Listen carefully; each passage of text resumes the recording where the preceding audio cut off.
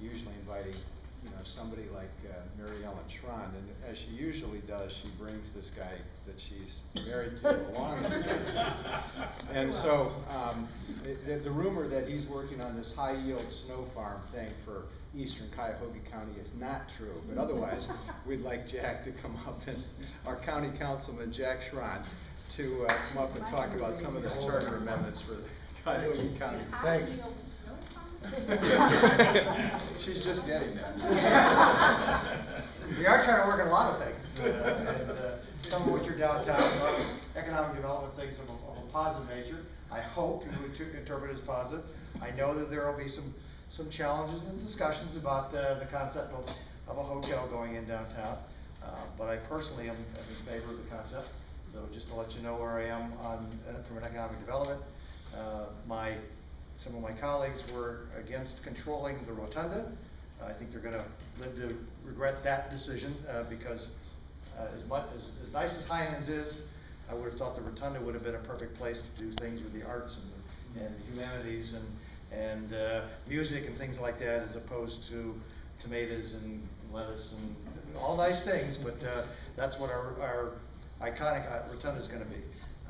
With that, because I felt that we're already controlling that space of the convention center, we're controlling the space of the MedMart, that the cornerstone that we needed to have was a hotel. I've been talking about it for 3 years, having been somebody who's been involved with convention business. I just know we needed that. So that would be the only controversial thing. I might as well get it right off the top, as opposed to let the newspapers tell you where I am on that issue. There are 4 charter amendments. You can see them on the back. I think the party has supported all of those. We had a whole bunch more that I thought were appropriate.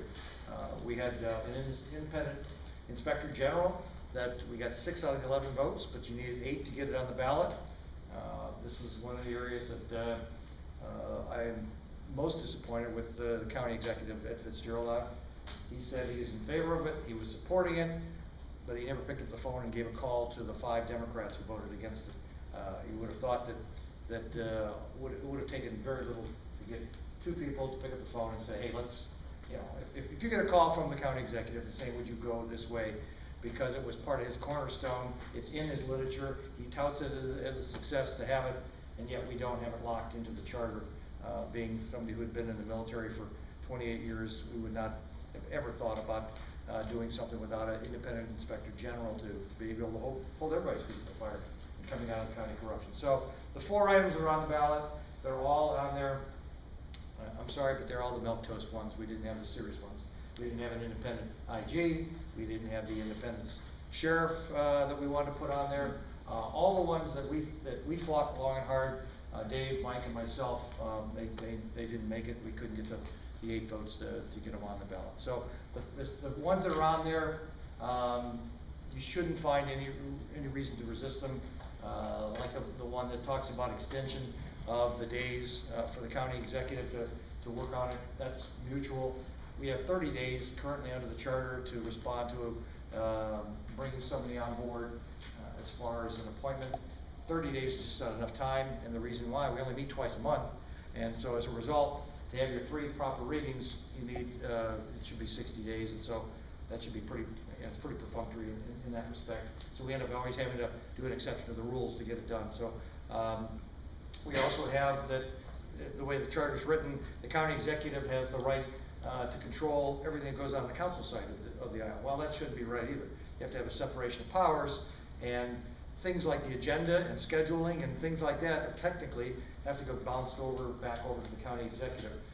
We think that shouldn't be, that true separation of powers means that we control our agenda. We set the schedule, we set the timing, we set our calendars, we set the election and proper, and he doesn't have any problem with that either. So it's another little mini fix of that. The board of revisions is probably one of the bigger fixes in the way the charter is written.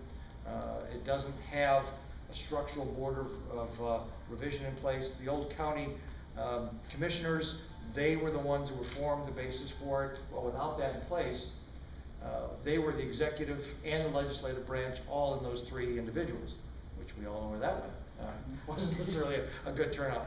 So now what we have is obviously an independent executive, independent legislature, and we still only have the 3 slots. Well, that was not correctly drafted, so now what we've done is we fixed that. The panels, if you've ever had to go down and challenge one of your tax duplicates out there, those panels were all put in place as the operational side. We then, by this charter change, will actually create an administrative board that does not get down into the panel decisions. They should be actually overseeing how the panel process goes. And so, again, that's pretty straightforward one that, again, pretty simple fix there. And then, let's see, we've got one more left. Personnel review. Oh, personnel review, yeah. What that was is that the personnel reviews, our side of the aisle, as far as we appointed the people, but the review side would always be going back to the executive. Well, if the executive had disciplinary hearings for that, that person needed to be independent of the executive branch. And so this will be creating its own personnel review side that it'll be independent of the county executive from that standpoint. So those are the 4. We had a whole bunch of really, we thought, really good ones that we wanted to see on the ballot. Some of which didn't make it, not because they weren't accepted by the norm, by everybody, but some of them, the timing was such that it wasn't really critical. Like the county executive replacement, that was pretty controversial. Don't know where that's going to be. We wanted to have that, but we don't think the county executive put forth a good fix in that. He suggested one in which he appointed the person who was going to be his successor, and that person, if something happened, would step into that slot without any kind of any approval process from anybody on that. So we didn't like that. We think it needs to be fixed. I mean, because currently what happens if the county executive checks out, then technical term. If there's something happens to the county executive, then the county president of council steps into that slot. Well, that person was only elected by that 1/11 of the county, could come in with 0 experience on executive background, have never run anything, and in this particular case, it would be Ellen Conley. Not trying to say anything bad about her one way or the other, but clearly was not elected by the county in that position. So we have to, it is a fix that needs to be done. It did not get put in this place, so be watching for that. We'll probably see some of these other things kick in as time goes on. There is an issue on the ballot, the Health and Human Services on the ballot. We did put that on, so I know that that is an increase. It's a one mil increase, so it'll be challenging some of the other things I know that Chris will be talking about here. It'll be on the ballot fighting for the same time. It was supposed to go on in the spring.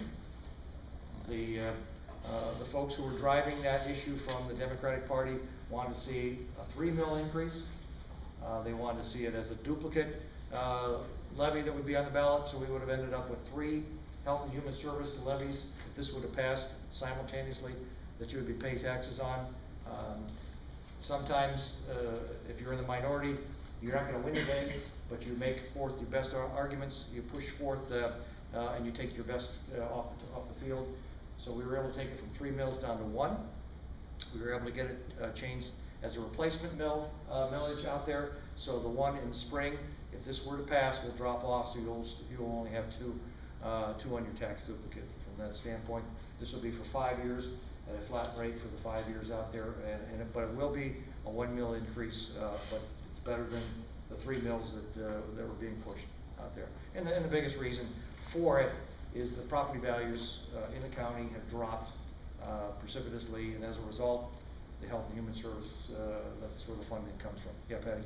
How much is 1 mil per $100,000 valuation? I think it's per individual home. I think like $200. I think it is. It comes out to. I think per year. Yeah. For $100,000? Right. That's a lot. It is. I'm not trying to mean it, but compared to. Yeah. Compared to 3. That's a value, appraised value. That's correct. Which is only 35% market. That's correct. That's not your dollar value of the home. Don't forget that's your. If you look on your tax duplicate, yeah, right. That's what it is. But again, it's as opposed to 3 mils, it was going to get pushed on through at 3 mils. Yeah, ma'am. Is there anything that we should be doing in terms of getting or amendments or anything to do in the spring that would be helpful to you? For the charter? For the charter, it's your. No, I think that, at this point in time, we're gonna come up and we'll look at it again next year and, Oh. But not now. no, it's premature. I mean, there's enough items, enough things, the budget and, Yeah. I'm not convinced that the Health and Human Service levy is gonna pass. It's under a lot of pressure. This is a tough time because you got 4 items on the ballot. If it fails, you're gonna see everybody scrambling because the budget had to be presented without that being in place. So you have to assume it's not gonna pass. And so that's, Comments, Jack, if I could, first of Sure. all, I've only seen one thing out in the mail so far, and that's the Republicans recommended passing all 4 ballots. But the problem is. For the charter members. All 4 charter Yeah, right. members. Mhm. Nobody knows what the devil they are. No explanation, nothing, you've yet to find one, even looking for one, until even some tonight from you. Okay. I'm inclined, personally, if I don't understand something, to vote no. Happens all the time. So, I mean, I think they need to do a better job of telling us what you want. And the other one is the question on this human resources. You're establishing an office of Director of Human Services. You're talking about the charter change. The charter change. Yes. Mhm. And to me, that smacks a little bit of an expansion of the government. No, it's the same, there was always a human resources function before. They just changed the name basically on that to codify it as its own separate area. There was a person. Well, I understand that, but every time you establish a director, the director needs an assistant, they both need a secretary, they both need office space, and the next thing you know, you've got another elephant to feed out there. So, I'm a little leery about something that smacks of increasing the size of government. Look at it from, I'll give it to you from hopefully the positive standpoint, and that is that the county executive one day brought the sheriff in, had a quiet conversation and fired him within 3 minutes. Oh, yeah. We still don't know what the reasoning is. Right. We don't know what the background is. I know that Bob Reed is a pretty good guy as a human being. He's a fair man, and at this moment in time, we know nothing about what happened because we didn't have the human resources to put a check and balance Well, on the okay, executive. well, how would this supposedly affect it? You say you Well- already have a function there, and now you're creating something different. How It would wasn't this independent change it? before. This is an independent person, the independent department that will review that and will be coming back to county council to review those, major discharges like that. And these people are going to be the same people that are there now, or more? They are, but they're, up to this point, the county executive, whether or not, whoever it happens to be, had no constraints on them. And at this point in time, we still don't know what happened, behind the scenes. So all it is one more check and balance in the HR function that we haven't had. No. This is. My point being, if you want us to vote for these things, you better make sure we can understand. Oh, yeah. Okay. There should have clearly been more information pumped out there. The ballot language, you'll read it, and you'll. I read it, it says nothing. Yeah, it's pretty long. Well, the 60 days is pretty easy. It says we go from 30 days to 60 It days. doesn't say that in the ballot language. Well. I've got the ballot already, Jack, it does Okay. not have it on the ballot. All right. All right. Am I supposed to answer questions or not? Yeah. Correct me if I'm wrong with replacement levies. All replacement levies now don't carry the 12.5% state pickup. And future senior citizens don't get the homestead exemption on any replacement, is that correct? When you say any, this is not a replacement, this is a new, so this will not get the exemption. But I was looking at the replacement of 2.9 mils on the existing levy. That's correct, but it says it says 3.9 on it, so the new levy, you will not get that, you will not get the exemption. You will not, You will not get that. you won't get the pickups on the 12.5. You will not get the pickup on that. That's in the whole 3.9. It's because it's a brand new, it's not a 2.9, it's Yeah. taking the 2.9 out and replacing it with a. It's not really a replacement, one levy's expiring with a brand new 3.9 levy. It's not expiring, it's being replaced. So if we didn't do that, you would have had 3 levies. Well, I understand what So- you're saying, except that the ramifications are a little different than what you can really get No out of question the about it. information. It is going, if it was a straight 2.9 replacement, you would have had the They would pickup. have stayed intact. That's correct. Right. But because the values of the properties have dropped well over $10 million. I'm not debating whether or not you need the money, Well, I'm that- debating the fact that what you say in the ordinance isn't exactly what you're gonna get if you think the replacement levy does not change your taxation. Well, so This way it does. it's clearly a new levy. It's replacing what was taken out and replacing it with a brand new levy in place. So therefore, you will not get the pickup on it. Okay. It's not a renewal. No. A renewal It's is. not a renewal. That's right. If it was a renewal, that, the terminology you're looking for would have done that. Okay. This is a replacement. This takes one out, replaces it with this new one. A renewal, as we know in school functions, and. Taxes will go up. The tax will go up if it passes, no question about it. All right, thank you, Yep. Jackie. Thank you. Thank you.